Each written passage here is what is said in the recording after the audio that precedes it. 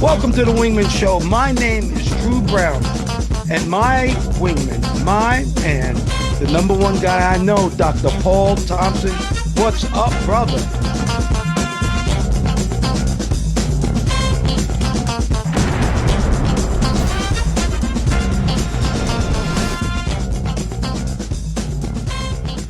Welcome to the Wingman Show, where we're floating like butterflies and stinging like bees. Rumble, you two badass jet pilots, rumble. Welcome to the Wingman Show. My name is Commander Drew Brown. My wingman, my friend, the guy who watches my six is my man, Dr. Paul Thompson. How are you, Dr. Paul? Well, Commander Drew, I'm doing very well today. It's good to see you. We're going to have a good show. I like your background.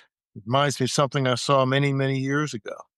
Bunch of Navy airplanes flying together in the middle of the ocean. That's very true. Very true. All right. Well, let's start this off with our quote of the day. Optimism is like a muscle that gets stronger with use. That's by Robin Roberts. Optimism is like a muscle that gets stronger with use. I'm an optimistic person. I believe that things are going to go well. I do believe that good will overcome evil, Paul. Yes, you say that a lot. Good will overcome evil. I do too. I'm always hopeful. And there's a lot of culture that has that theme also. Good over evil. We got the good guys, the bad guys. Usually the good guys win. Sometimes the bad guys do, and you get a part two out of it or something like that. But it's pretty much that good against evil, especially like a Star Wars kind of thing. No doubt about it. In real life, the good will win. All right, Dr. Paul, I don't know how to even start this, but the military is having a major recruiting crisis. I think the Army is 25%. They haven't reached their goals by 25%. The Air Force, the Navy even is actually letting people come in that are not that qualified. They're not passing their test. And the military is having a hard time recruiting.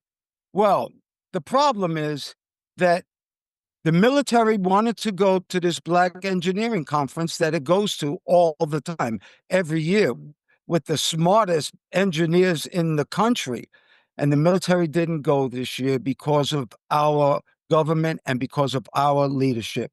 And this is bullshit. And I refuse to allow this to happen without saying something about it. I am both of us. We fought for this country. We are proud Americans, and it's time for us to stand up and say something. Dr. Paul, why don't you start off? Yeah, they skipped this conference, and I think I haven't used the term boneheaded in a while, maybe ever. But this is just dumb.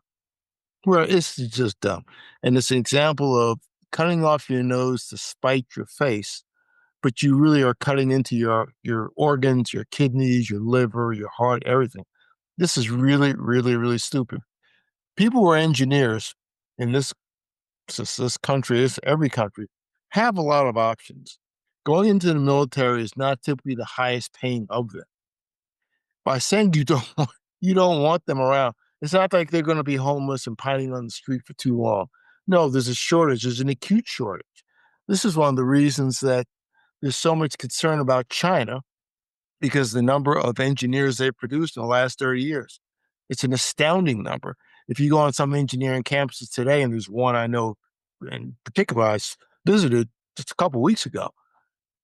It's in a major city. It's maybe one third occupied. You wonder if it's even open. Nobody's there. You have a critical shortage of engineers. This is why you're getting out engineered in a lot of things. Now you have a government agency that basically says, well, we don't, you need not apply. It's almost like, colored only, white only, that kind of stuff. If you want to go that way, go ahead, but that's not very smart. It's insulting and it's stupid. There's no soft way. It's stupid whoever came up with it. And it probably wasn't a technical person, some political person or some kind of nonsense. And this is an example of things that can go wrong when you have influential, dumb people making critical decisions. And that goes through the government, goes through everything. But the country can't afford that. You're talking about the recruiting crisis. I know you're going to do that a little bit more so, but we're talking about recruiting specific people. You want engineers. You need doctors. I know doctors who've been in the military. Those people you don't just get them. You can't say, hey, I need someone to lead the Blue Angels next week. It doesn't work that way. It takes years and years of training and time. And you are really, whoever, I say you, whoever's doing this is not using their heads at all. This is dumb. Not about racist, it's just straight out dumb first and everything else second. That's my opinion. Well, let me just tell you what a general, an active duty general, actually said. And he told it to military.com actually for this article.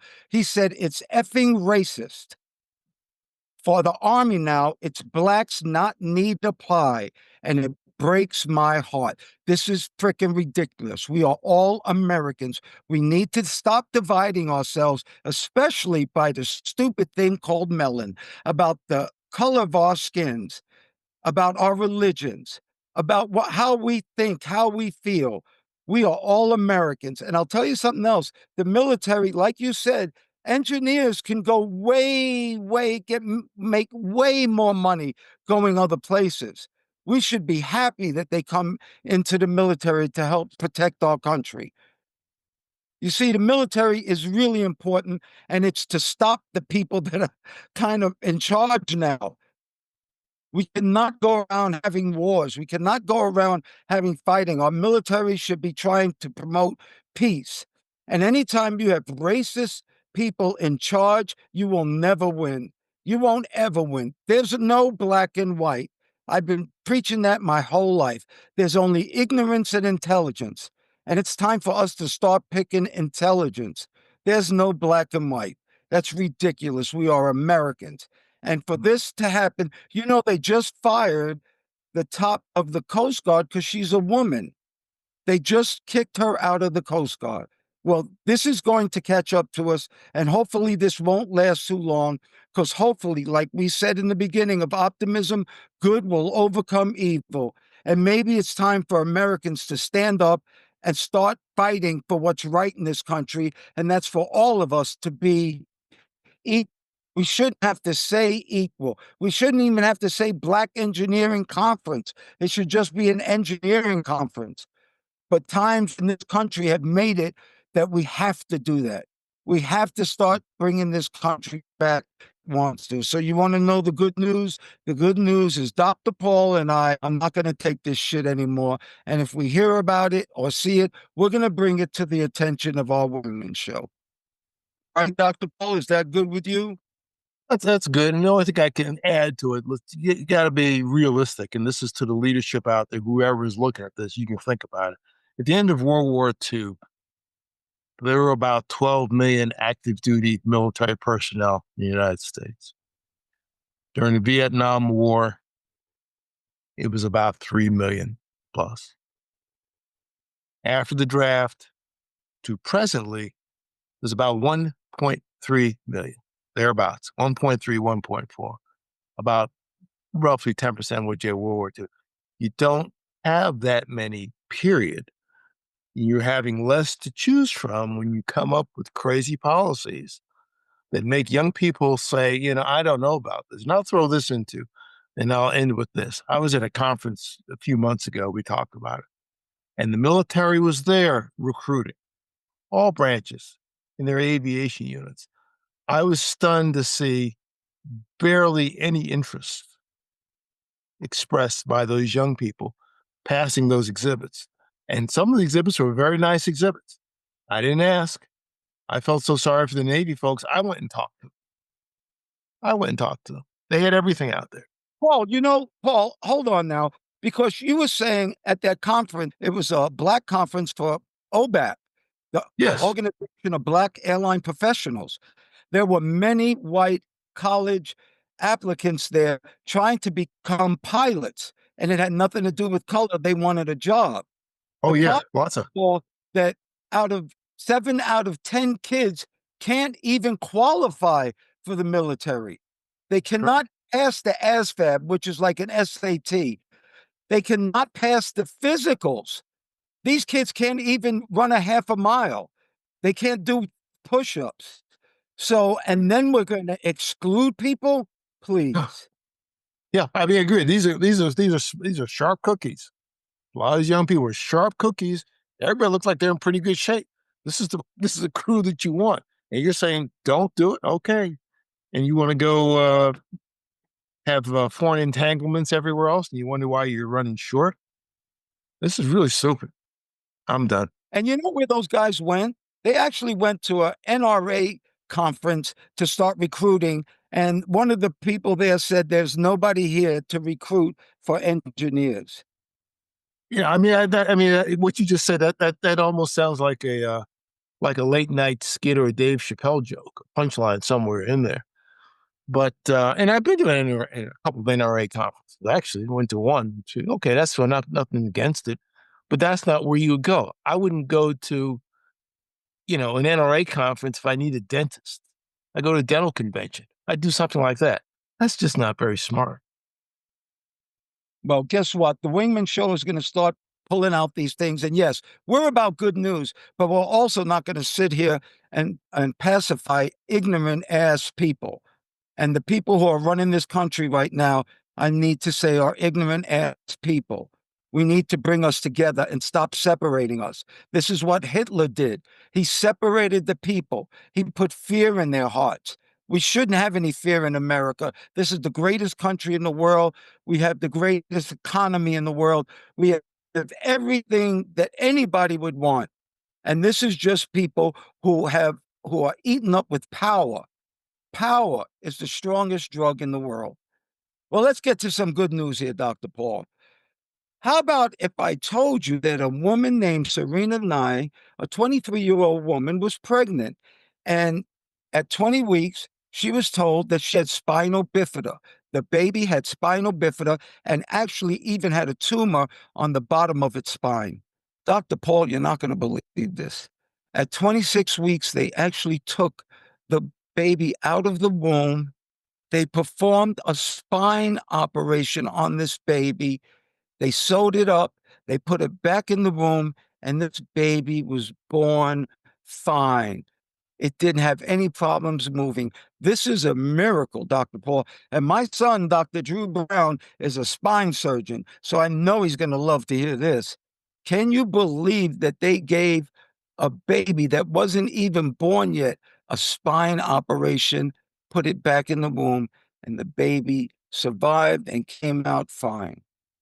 That is hard to believe. You know what that's called? That's called fetoscopic surgery, which I just learned of recent, where they can actually do surgery on the fetus for certain things, for certain birth defects, and spina bifida happens to be one of them. And they say that it's actually you have a better outcome if they can do that surgery in the womb than if they do it after the child is born. It's for the reasons that you stated. That is miraculous. I think spina bifida. I just know of one person that's had it. I think it's fairly rare. I knew one person that's had it, and they may have other difficulties throughout life too. And even this baby may have challenges, but they said the baby was born and could move its legs, which is something that a spina bifida baby may not be able to do after birth. So this increases their life outcomes and a lot of things as they grow older. Yeah, it is a miracle.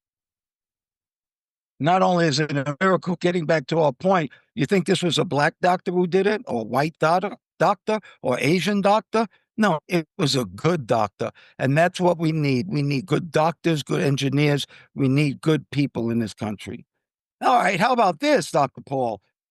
There was a school in England that asked their children to put their phones away and get off of social media. And this school was actually failing. Within 6 weeks, I believe, their grades actually turned around and they're one of the highest grades in the country of England. This same school, because the kids put their phones away. What do you think? I mean, that's understandable because you're less distracted. There's a book, there's a big book out. It's called Driven to Distraction. Read it years ago, and it affects everybody, but it affects kids more so. Now, from somebody that I know that knows a lot about this stuff, these apps and things are designed to capture attention. That's what the Silicon Valley people were doing, or whoever's coming up with these things. And they're designed to keep you on, to keep you scrolling. And you scroll through your whole life. You don't do anything. You're not engaged. And that's part of the reason that the smartphones can make you a little dumber. If you don't use it, you lose it. And yeah, it's understandable because they can concentrate. And just think about all the kids who are not going out and playing anymore. All the kids who are not going out and digging up dirt and climbing trees and doing things that actually get their muscles together and their brains together. Somebody even said like putting puzzles together. Now Yeah. they have magnetic. Actually, my grandchildren, Drew and Nori Z, they have this little puzzle thing, but all the pieces are magnetized. So all you have to do is get them close, and they go right into each other.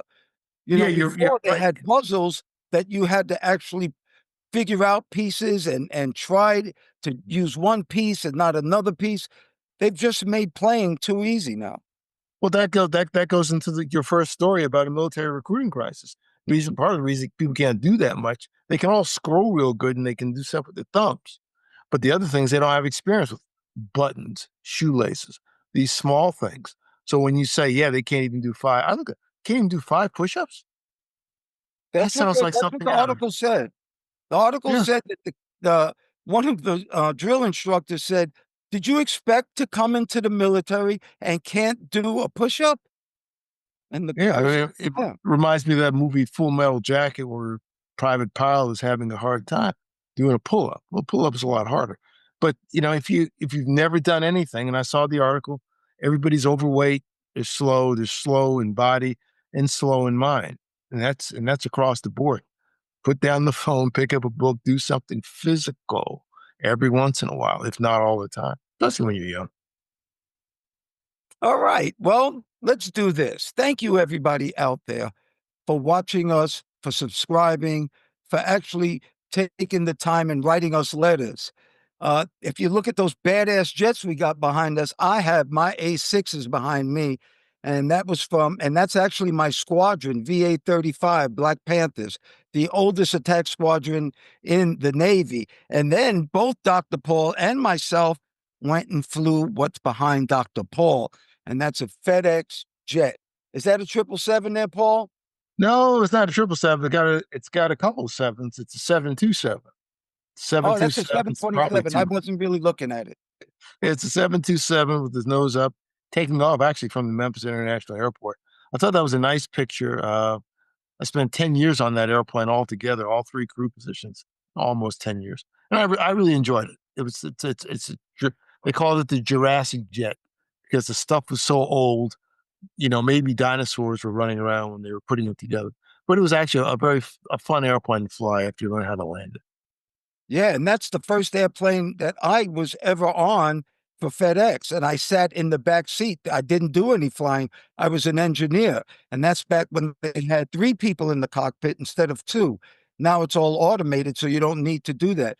But that 727, that was one of the hardest things I've ever learned because it wasn't about flying. It was about systems and electricity and fuel and all these things that I really didn't have that good of a grasp on. And the funny thing is, it's the first time since the military, you don't do good, you can get fired. So, Yeah. anyway, it's a great thing out there. And everybody, thank you once again for supporting us. We have a newsletter, and that newsletter comes on our website.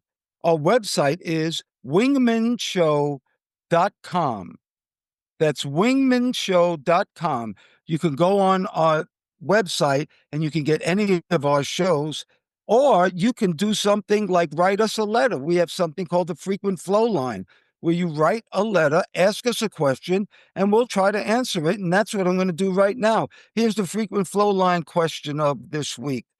There's a woman who's 49 in Boston, and she's pretty blunt. She says, I need a man, someone like you guys with their heads on straight, good spirits, and no baggage. This might sound desperate because it is. I'm tired of being lonely. Your parents should be proud of both of you. Well, thank you for that. That's a very nice thing to say. And our parents were proud of both of us. Well, I will tell you this. Denzel Washington is not out there anymore. Women who are looking for the perfect guy, guys who are looking for the perfect girl, you're not going to hit your mark. You're going to have to start lowering some of your standards. And I meant physical standards. I'm talking about maybe not the prettiest or the most handsome person out there, or maybe not the most fit. You're going to have to start looking for kindness and niceness. And maybe that's how you could do it. But Paul, what do you think this girl in Boston should do? Yeah, well, yeah. Again, thank you for the compliment. It's very nice of you to say that. I do appreciate that. Um, 49 years old, you're near 50. It doesn't really matter. But I agree with Commander Drew. At this point in life, everybody, as we get older, we typically don't get prettier, no matter who we are. So that shouldn't be the primary thing. You need to look for someone that's decent and nice. And I would suggest maybe getting off the internet. I don't know anything about online dating. That's a whole new world for me. I don't. I just hear some stories about it from some friends, and the stories aren't really good. I think your best bet is to kind of get away from the computer and get out and meet some people at decent places, not dives, but people with organizations, things that you might have in common, a hobby you have, something that you like. If you come off as desperate, that's probably not going to get you much positive attention. I think you have to be yourself and be open to just working with someone that's willing to work with you. You know, they call that being thirsty now. That's the new term, Paul. I didn't I've even know if seen you that. know that. But when you There's want something too much, they call you being too thirsty. Well, you yeah, and can't I be thirsty. and I don't know if she's too picky, but you're right. Denzel's taken. I think George Clooney's taken. Brad Pitt's got other options, and you know, we should all be realistic, but you need to be happy. Sometimes the prettiest people are not the nicest people.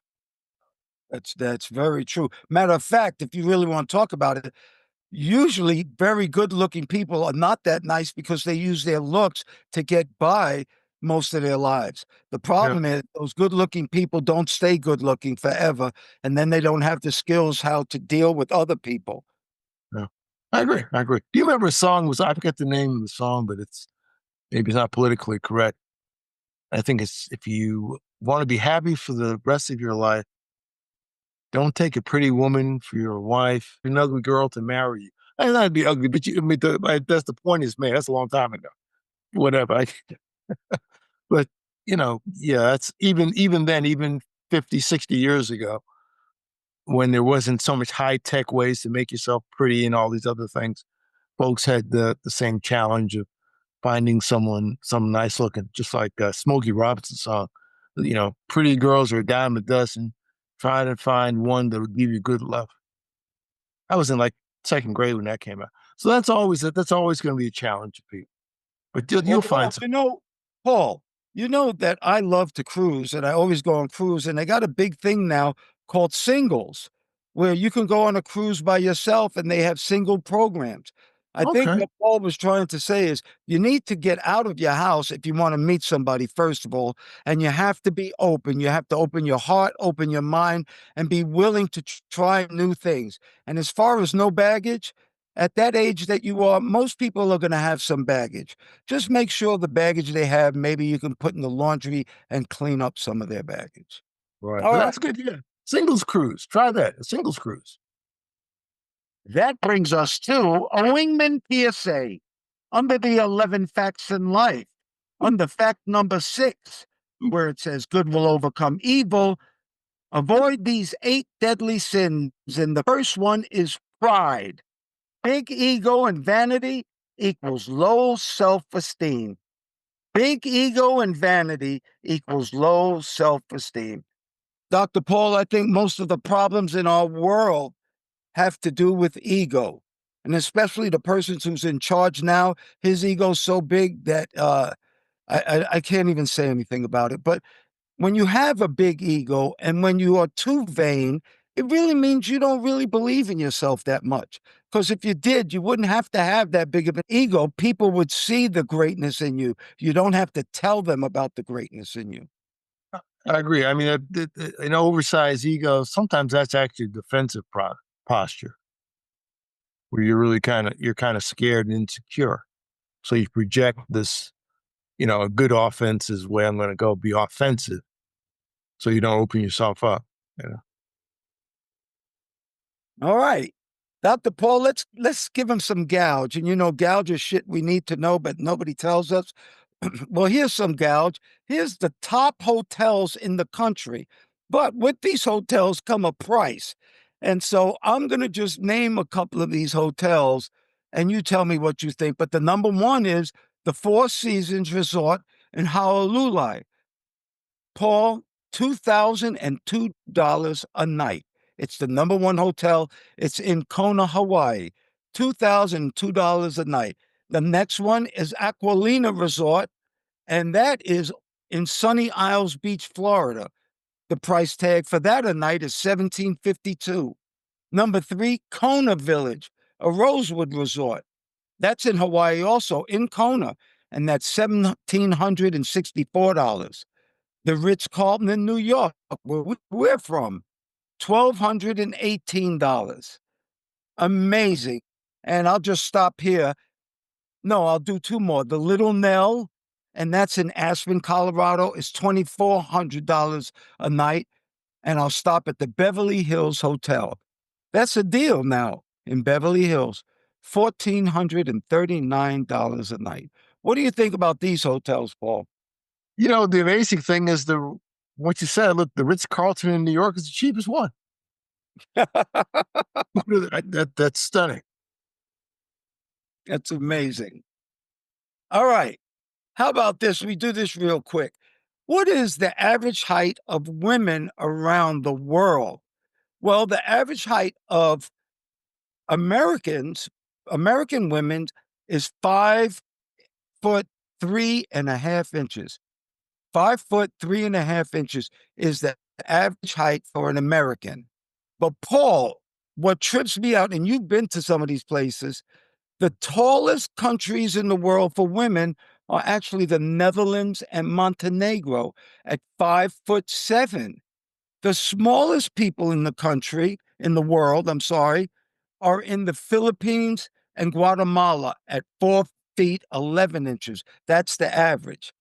But the one that you brought to my attention was, do you know that women in America are actually shorter average than in China? In China, it's 5 feet 4 inches, and in America, 5'3.5" What do you think about that, That's Paul? that's interesting. I wouldn't have guessed that. You're taking averages, so you can do things with the numbers. Like I said, the some of the tallest women I saw were when I was in Finland, and there were plenty who were 6 feet tall or more. I remember one time I was on the elevator in Honolulu, and there was a game between Stanford University and some other basketball team, the women's team, and I was in the huge elevator with them all. The shortest one, we were eye to eye. They're all they were all 6 feet. Most were like 6'3", 6'4", 6'6", and above. That was very unusual. But in Finland, like I said, in Finland, there were a lot of very, very, very tall females who walked very quickly, tall, and they moved quickly. Did a lot of walking there. I wonder if walking has anything to do with it. I don't know, but like you just said, Brittany Griner from the WNBA is 6'9". Now, my daughter Taryn played basketball at the University of Texas. I won't ever forget this one. So you just said all these basketball girls were so tall. I got in an elevator, and I'm 6'5", and these girls were above me, but they were Mhm. the volleyball team. So Uh, yeah, amazing.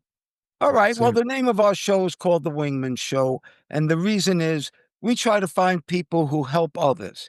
Well, what about this story? In France, there's a small town called Tiberville, and a man left this town in France $10 million. He was given that money by his family, and this is amazing. They had a vintage business. And so Paul and I were talking about it. A vintage business is really a winery.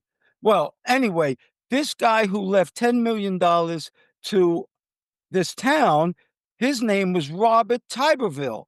he left the $10 million to the town of Tiberville. The trip is he's never been to Tiberville his whole life. And Tiberville only has 1,800 people. The mayor there said they can't imagine having this much money, and they are so happy it'll take the town out of debt, and they will use the money to make their town better. What do you think about that one, Paul? That's amazing. Now, wow, he was a vintner. Where is he? Is he French? He's from France, yes, but he's He's not. never been to this town of Tiberville. That's that's that's highly unusual. I wonder if someone did something nice for him or his family who was from Tiberville. No, well, maybe because his name is Tiberville and the town's name is Tiberville. And all Okay. he wanted to be done, he said, when he died, please put my ashes in the town of Tiberville. Thank you so much again for listening to us. And everybody who can hear my voice, whatever you think is beautiful, whatever you think is important, and especially whatever makes you happy, may you have that today and forever. I pray for peace. I pray for peace too, Commander Drew. And we appreciate all those who listen, like, and share our message. Send this to somebody you know, send it to somebody you don't know. Let them hear something different, something good. Everything isn't bad. We talked about some stuff today that wasn't so great, but that's life. But look on the bright side, do good things, and help us out. We'd appreciate it if you give us a like, a thumbs up. That helps the algorithm and helps us with YouTube, uh, particularly. So subscribe, get a notification. We put out a new episode, and we look forward to seeing you again. Thank you. And we try to bring you good news. Well, the good news is the wingmen of the Wingman Show are not going to lay down and watch bad things happen to our country. That's the good news. Thank you once again, Dr. Paul Thompson, my friend. Thank you for your love, your time, and that's something that we won't ever get back. I want to thank all the listeners, too. Thank you so much for doing the show, Dr. Paul. We're jamming. Well, thank you, Mr. Drew, for inviting me on. Always good to talk to you. And ladies and gentlemen, please remember to like, share, and subscribe to this podcast or any of the podcasts.